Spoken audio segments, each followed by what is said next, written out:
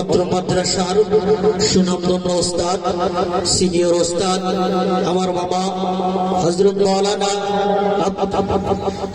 অত্র মাদ্রাসার পরিচালক আমার মামা হযরত মাওলানা আব্দুল মান্নান মুজাহিদি সাহেব।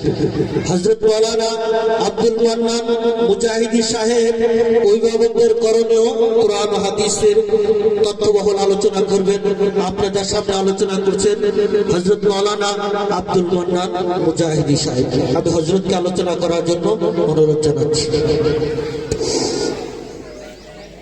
আসসালামু আলাইকুম ওয়া রাহমাতুল্লাহি ওয়া বারাকাতুহু। আলহামদুলিল্লাহ ওয়াহদা ওয়াস সালাতু ওয়াস সালামু আলা মান লা নাবিয়্যা বা'দা। আম্মা বা'দ, ফাআউযু বিল্লাহি মিনাশ শাইতানির রাজীম। বিসমিল্লাহির রহমানির রহিম।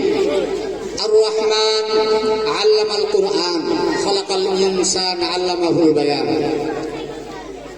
قال رسول الله صلى الله عليه وسلم: الدال على الخير كفاعله. اللهم صل على محمد وعلى ال محمد كما صليت على ابراهيم وعلى ال ابراهيم انك حميد مجيد.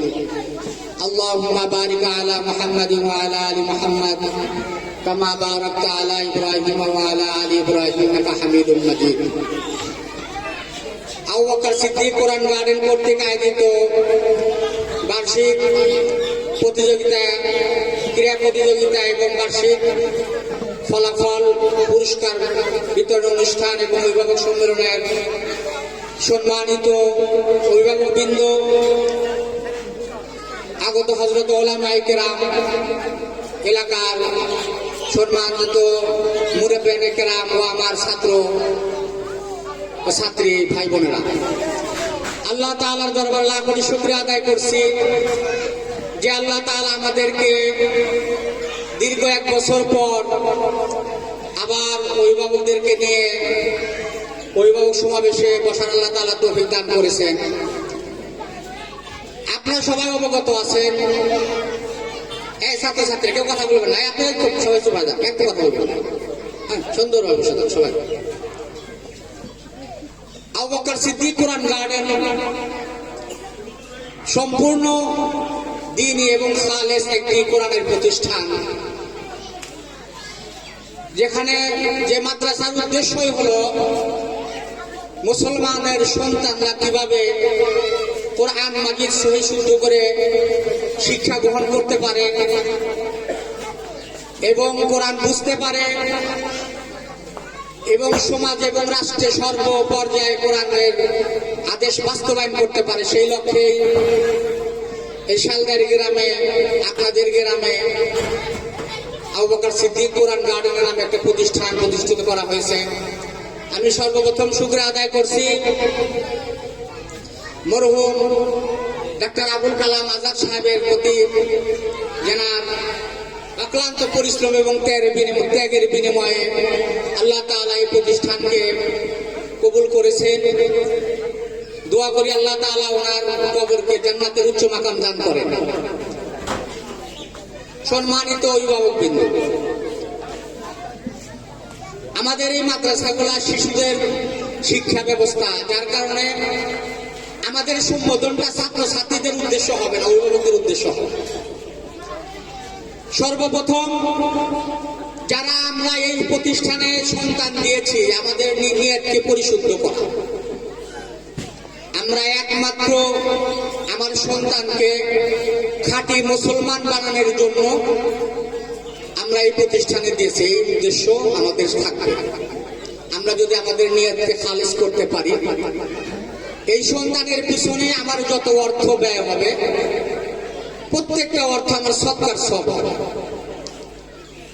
এই জন্য বর্তমান যুগে যে পরিস্থিতি আসছে, অভিভাবক এবং ছাত্রছাত্রী এবং মাদ্রাসার সমন্বয় সাধন না হলে সঠিক শিক্ষা আশা করা যায় না। এই জন্য আমরা অভিভাবকদের নিকটে কয়েকটা আবেদন করব, আপনারা মনোযোগ দিয়ে শুনবেন। 1 নাম্বার, আপনার সন্তান নিয়মিত মাদ্রাসায় উপস্থিত হচ্ছে কিনা সেটা আপনাকে নিশ্চিত করা। সে ব্যাপারে আপনি যারা ছোট ছোট বাচ্চা আছে অভিভাবকরা নিজেদের জিম্মাদারিতে মাদ্রাসায় পৌঁছে দেওয়া। আপনার ছোট সন্তান আপনি ছেড়ে দিলেন রাস্তায়, কোনো সমস্যা হলো, অন্য কোনো সমস্যা আল্লাহ না করুন, এই জন্য প্রত্যেকটা অভিভাবক খেয়াল করা যে আমার সন্তানটা সঠিকভাবে মাদ্রাসায় পৌঁছলো কিনা। আমরা অনেকে মাদ্রাসা থেকে ছেলেকে পাঠায় দিই, কিন্তু সে মাদ্রাসায় আসে না, এদিকে দিয়ে ঘোরাফেরা করে আবার মাদ্রাসায় চলে যায়।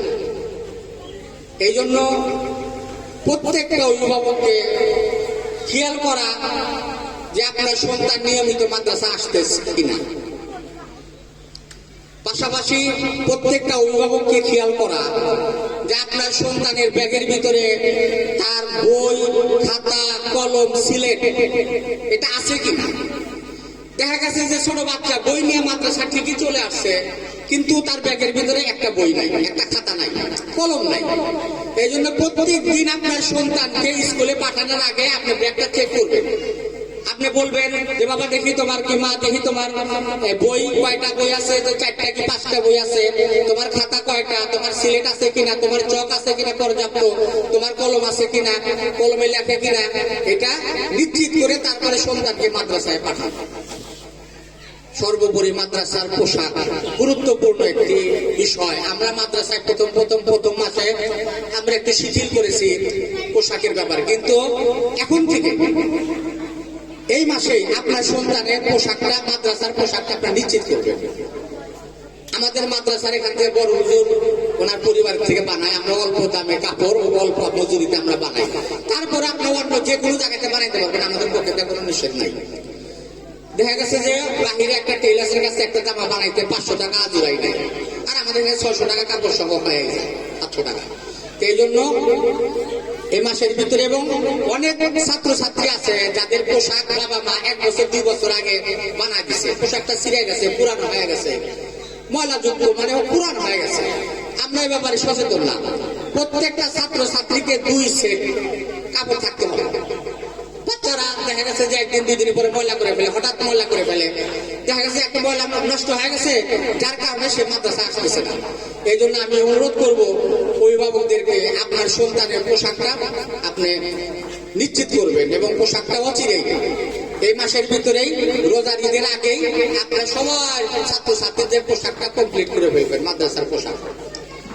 আর একটা বিষয় হলো অভিভাবকদের সচেতনতা, যেটা আপনার সন্তান বাড়িতে যারা শিশু, প্লে, নার্সারি এবং ক্লাস 1, এই বাচ্চারা বাড়িতে হাতের লেখা, আমরা পড়াটা আমরা পড়াই দেই, কিন্তু হাতের লেখাটা তাদেরকে এনে বসা, যে বাবা দেখি তোমার হাতের লেখা কতটুকু দিয়েছে, তুমি হাতের লেখা লিখছো কিনা। মাগরিবের পরে কিছু সময় হাতের লেখা লেখানো, বসা, লেখানোর জন্য বসানো। আপনি যদি একটু গাইড করেন দেখা যাবে হাতের লেখাটা। অনেক বাচ্চা আছে যে মনে নাই, হাতের লেখা লেখার কথা মনে নাই, স্বাভাবিক বাচ্চাদের মনে না থাকার কথা, কিন্তু সেখানে যদি আমরা অভিভাবকরা যদি তাদেরকে বসাই দেই, আলহামদুলিল্লাহ ওদের লেখার ভিতরে আর দুর্বলতা তো থাকবে না। প্রত্যেকটা সন্তানের পোশাকটা পরিষ্কার পরিচ্ছন্ন রাখা। অনেকে আছে যে বাচ্চার অনেক ময়লা হয়ে যায়, তারপরে ধোয় না, টুপি অনেক ময়লা হয়ে যায়, ধোয় না। একটা বাচ্চা সুন্দর ছেলে, পোশাক সব ঠিক আছে, শুধুমাত্র টুপি ময়লার কারণে সব নষ্ট, একবার খারাপ বিশ্রী থাকে। এই জন্য তাদের পরিষ্কার পরিচ্ছন্ন করার দায়িত্ব। আর একটা জিনিস, আমরা মাদ্রাসায় ছাত্র 1, 2, 3 এদেরকে জোহর এবং আসরের নামাজ আমরা পড়াই দিই, কিন্তু মাগরিব, এশা, ফজর আপনি যারা বাড়িতে বাচ্চাদেরকে আপনারা নিগরানিতে আপনি তাদেরকে নামাজ পড়া নেবেন। বিশেষ করে মা বোনরা, মেয়েদের নামাজ যদি মারা পড়তে, আশা করি প্রত্যেকটা মা নামাজ পড়েন, আপনার পাশে আপনার মেয়েকে আপনি বসান, দাঁড় করা দেন। ছোট বাচ্চা আছে আপনি দাঁড় করা দেন, মা দেখা দেখি ছোট ছোট বাচ্চারা রুকু করে, সেজদা করে, সবকিছু মায়ের থেকেই শেখে। মায়েরা যদি এখন থেকে আমরা বাচ্চাদের, আমরা যত কিছু হই, মায়ের ভূমিকা সবচেয়ে বেশি, মায়ের দোয়ার পাওয়ার বেশি, মায়ের শিক্ষা, মাদ্রাসার শিক্ষা, ওস্তাদের শিক্ষা, পাশাপাশি মায়েদের শিক্ষা। এই জন্য নামাজ শিক্ষাটা মায়েরা শিখাবেন, অবশ্যই শিখাবেন। এবং একটা সন্তান ভদ্র শিষ্টাচার হওয়ার জন্য বাবা মার ভূমিকা অনেক। বাবা মার আচরণটাই বাচ্চারা ফলো করে। বাবা মা যদি তাদের আচরণের মধ্যে বাচ্চাকে ডাকার ভিতরে, বাচ্চার সাথে যে আচরণের ভিতরে গালাগালি শুরু করে, ওই বাচ্চারাই উল্টা জিবিন করবে গালাগালি দিয়ে। আর আপনি তাকে বাবা মা ভালো আহ্বান করবেন, দেখবেন আপনাকেও তারা ভালো সুন্দর ভদ্র ব্যবহারে আহ্বান করবে। এই জন্য আপনারা এই বাচ্চাদেরকে নামাজের ব্যাপারে নিজে পাশে রেখে নামাজ পড়ায় নেবেন। ইনশাল্লাহ এক সময় এরা যখন অভ্যাস হয়ে যাবে তখন তারাই বলবে যে মা তো নামাজ পড়ি, মা কখন নামাজ পড়বে। অল্প কিছুদিন যদি আপনি মেহনত করেন, পরবর্তী দেখেন তারাই আপনাকে গাইড দিয়ে নিয়ে যাবে। আর একটা জিনিস গুরুত্বপূর্ণ, বাচ্চারা ক্লাসে অনুপস্থিত থাকার ব্যাপারে কিছু কতগুলা সূত্র আছে। একটা হলো যে সাধারণ একটা অজুহাতে, খুব গুরুত্ব না, কিন্তু মা তার সন্তানকে বাচ্চাদেরকে সাথে করে নিয়ে যাচ্ছে, কামাই দিতেছে, অনুপস্থিত রাখতেছে। একটা বাচ্চা যখন একদিনের কামাই দেয়, শনিবারে কামাই দিলে ওই পুরো সপ্তাহটা তার পড়া শেষ হয়। আমাদের আকাবিররা বলছেন, ওস্তাদরা বলছেন, একদিনের পড়া যার কামাই যায় তার 40 দিন পর্যন্ত পড়া নষ্ট হয়ে যায়, তার পুরোপুরি গ্রহণ করতে পারে না। আমরা মাদ্রাসা ঘোষণা করছি, যারা পুরো বছরের ভিতরে একদিনও কামাই না দিয়ে থাকবে তাদেরকে আমরা বিশেষ পুরস্কার দেবো। এই জন্য আপনার সন্তানকে আপনি উদ্বুদ্ধ করবেন, সেজন্য কামাই না দেয়। একটা ঘটনা বলি, কথা বলেন না, প্রায় কথা বলেন না। কখন মাদ্রাসা ছুটি হবে, কখন পরীক্ষা আছে, 1 সপ্তাহ 7 দিন 5 দিন ছুটি রেখে আপনি আত্মীয় বাড়ি যাবেন, মুসলমানি করাবেন। এক অভিভাবক আমাদের পরীক্ষার আগের দিন তার ছেলেকে মুসলমানি করে। তারপর বললাম যে আপনি ভাই এখন মুসলমানি করাইলেন, আমি তো জানি না। কেন জানবেন না? আপনার ছেলের যত প্রোগ্রাম আছে, আত্মীয় বাড়ির প্রোগ্রাম আছে, মাদ্রাসার ওস্তাদের সাথে পরামর্শ করে আপনি প্রোগ্রাম করবেন। আপনি তাকে মুসলমানি করাই দিলেন, সে পরীক্ষা দিয়ে বঞ্চিত হয়ে গেল, এই বাচ্চার ছাত্র জীবনটা নষ্ট করে দিলেন আপনি। ছুটি আছে আমাদের 5 দিন 7 দিন, পরীক্ষার পরে ছুটি দেয়, ঈদের পরে ছুটি আছে, বিভিন্ন ভাবে ছুটি আছে। এই জন্য আপনার প্রোগ্রাম, আত্মীয় বাড়ি যাওয়ার প্রোগ্রাম, বাড়ির প্রোগ্রাম এবং বাচ্চাকে নিয়ে অনুষ্ঠান করার প্রোগ্রাম, এটা মাদ্রাসার পরিচালকের সাথে পরামর্শ করে আপনি এটা করবেন। আর একটা গুরুত্বপূর্ণ বিষয় হলো, ছাত্রছাত্রীরা অসুস্থ হতেই পারে, আল্লাহ না করে যদি কেউ অসুস্থ হয়, আপনারা অগ্রপূর্বক ওস্তাদদেরকে বলবেন। ওস্তাদদেরকে বললে কি হবে, আমরা তাদের জন্য দোয়া করব। অনেক সময় দেখা গেছে যে আমার ছাত্র আসতেছে না 2 দিন 3 দিন পরে আসতেছে, পরে শুনছে তোমার কি হয়েছে, আসলে আমার অসুস্থ ছিল। আমরা যদি প্রথম দিনই জানতে পারতাম তাহলে আমরা তার জন্য দোয়া করতে পারতাম, তার অবস্থানে নিতে পারতাম, কিন্তু আমরা এটা বুঝতে পারলাম না। এই জন্য অভিভাবকরা সর্বাবস্থায় অসুস্থ হলে অথবা অন্য কোথায় নিয়ে যাবেন, অভিভাবকরা নিজেরা যোগাযোগ করবেন। আমাদের মাদ্রাসার নাম্বার প্রত্যেক অভিভাবক থাকবে, আপনাদের নাম্বার, অনেকে ভর্তি হয়েছে, অনেকের অভিভাবকদের আমাদের কাছে নাম্বার নাই, আমরা মোবাইল করে যোগাযোগ করি, অনেকে জিজ্ঞাসা করি, কিন্তু অনেক অভিভাবকরা গুরুত্ব দেয় না। আপনার সন্তান নিয়মিত বিদ্যালয়ে আসা, এটা সবচেয়ে গুরুত্বপূর্ণ, এটাকে নিশ্চিত করা। এই জন্য আগের থেকে ছুটি নেওয়া অথবা ফোনের মাধ্যমে অথবা মাদ্রাসা এসে বললে ভালো, না পারলে আপনার ব্যস্ত আছেন, আপনার বড় হুজুরে ফোন দিয়ে বলে দেবেন, হুজুর আমার বাচ্চাকে এরকম করবো, হুজুর অনুমতি দেবে কিনা, প্রোগ্রামটা আগে কিছু করা যাবে কিনা, সেই ব্যাপারেই করবে। সার্বিক সবচেয়ে গুরুত্বপূর্ণ জিনিস হলো, আপনি আপনার বাচ্চাকে ভালো মানুষ গড়াইতে হলে এই মাদ্রাসার শিক্ষকদের, স্টাফদের সাথে আপনার সম্পর্ক ভালো থাকতে হবে, তাদের সাথে আচরণ ভালো থাকতে হবে, তাদের প্রতি শ্রদ্ধাবোধ থাকতে হবে। আপনার যদি শিক্ষকদের প্রতি শ্রদ্ধাবোধ না থাকে তাহলে এই সন্তান উপকৃত হতে পারবে না। এই ব্যাপারে প্রত্যেকটা শিক্ষকের ব্যাপারে আপনাদের অন্তরের ভিতরে শ্রদ্ধাবোধ রাখা। সর্বশেষ আপনাদের প্রতি যেটা অনুরোধ, আপনারা বাচ্চারা এখানে পড়েন, আমাদের এই মাদ্রাসাটা বাচ্চাদের অভিভাবকরা কিছু অর্থের বিনিময়ে টাকা দিয়ে পড়ান। অর্থই সবকিছু না, অর্থ ছাড়াও পড়াই, কম অর্থ নিয়ে পড়াই, কিন্তু যার যে টার্গেট দেওয়া হয়েছে, যার যে বেতন নির্দিষ্ট মাসের 5 তারিখের ভিতরেই এটা পরিশোধ করে দেওয়া। আপনারা অবহেলা করলেন 3 দিন 4 দিন পরে, কিন্তু এই টাকার জন্য আমাদের শিক্ষক 12 জন স্টাফ আছে, তাদের বেতন দেবে, তাদের পরিবারের জন্য খরচ করা হবে। আপনারা যদি টাকা দিতে 1 জন 2 জন দেরি করেন, মনে করলেন যে আমি দিলাম আরেকজন দেবে, আরেকজন দেবে, সবাই যদি মনে করি সবাই দেরি হয়ে যাবে। রাজা একবার বলছিল যে আমার এই পুকুরটা, খালটা দুধ দিয়ে, সব কৃষকরা দুধ দিয়ে বোঝাই দিবে, সূর্য উদয়ের আগে সবাই দুধ নিয়ে আসবে 1 কেজি করে, 1 সের করে। সবাই মনে করছে সবাই দুধ দিব, আমি এবার পানি দেব। বেলা ডোবার আগে রাজা সূর্য উদয়ের পরে দেখছে সব খালি পানি, দুধ নাই। সবাইকে ডাকছে, আমি সবাইকে দুধ দিতে দিলাম, বললাম যে পানি রাখো। রাজা আমি মনে করছি সবাই দুধ দিব না, আমি একটু পানি দেই। তুমি সবাই এরকম মনে করছে, মনে করার কারণে দুধ আসা নাই। আপনারা সবাই মনে করলেন যে আমি একজন দুইজন যদি আমরা দিয়ে দিতে দেই সমস্যা নাই, সবাই দিয়ে দেবে। সবাই যদি এরকম মনে করে তাহলে শিক্ষকদের বেতনটা মাসের পরে দেওয়া এটা শিক্ষকদের চিন্তার কারণ, টেনশনের কারণ। আপনি মাদ্রাসার বেতন নির্দিষ্ট সময় আপনারা পরিশোধ করে দিবেন, তাহলে দেখা যাবে শিক্ষকরা টেনশন মুক্ত ভাবে আপনার সন্তানকে ভালো করে লেখাপড়া করে। আলহামদুলিল্লাহ আমাদের এই ছোট্ট একটা প্রতিষ্ঠানে 12 জন শিক্ষক আছে, আর আমাদের এই ছাত্র দ্বারা চালানো হয় না। আলহামদুলিল্লাহ এখানে 6 জন আলেম এবং হাফেজ আছেন এবং হাফেজা আছেন, আলেমা আছেন এবং যোগ্য শিক্ষক দিয়ে চালানো হয়, এবং তাদের পরিবারের সবার তো পরিবার আছে।